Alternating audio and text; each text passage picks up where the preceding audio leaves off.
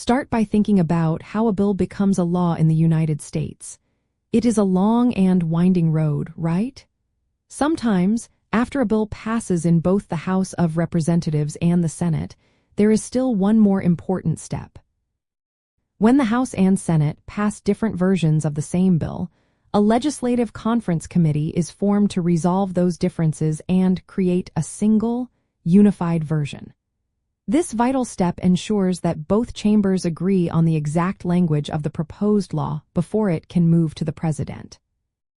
The need for a conference committee stems directly from the bicameral nature of the United States Congress.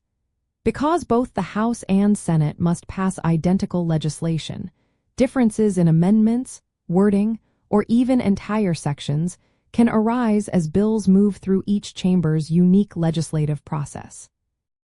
These committees are temporary, created specifically for one bill, and they play a crucial role in maintaining legislative efficiency and ensuring that the final law reflects a compromise accepted by both sides.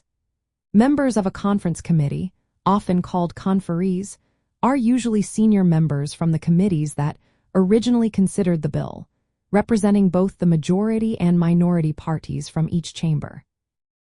Their authority allows them to propose changes that go beyond just reconciling differences, sometimes even adding entirely new provisions, as long as they relate to the scope of the original disagreements.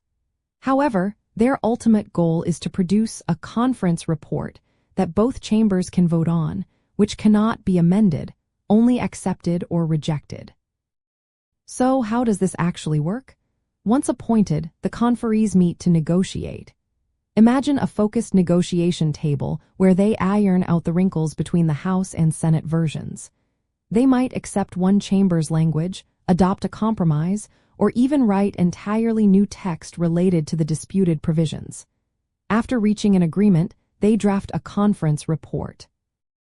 This report includes the final agreed-upon text of the bill and an accompanying statement of managers explaining the changes. Both the House and the Senate must then vote to approve this conference report, usually without any further amendments. If both chambers pass the report, the unified bill is then sent to the President for signature or veto. This process is often where some of the most intense legislative bargaining happens, especially on complex or controversial bills. An interesting insider term is striking out all after the enacting clause. This is a legislative maneuver where one chamber essentially replaces the entire text of the other chamber's bill with its own version, making a conference committee almost guaranteed. This strategy highlights the deep disagreements that committees are tasked with resolving. Also, while conferees are appointed by leadership, their selection often reflects a desire to include members with specific expertise or those who are critical to getting a deal passed. This strategic selection underscores the high stakes involved in these closed-door negotiations. Understanding the conference committee process helps us see how our complex legislative system balances the distinct voices of the House and Senate to forge common ground. It is a testament to the system's ability to create unified laws, ensuring that diverse viewpoints are considered and reconciled into a cohesive policy for the nation. This critical stage is where the final form of a bill truly takes shape, making it a powerful and essential part of how a bill becomes a law.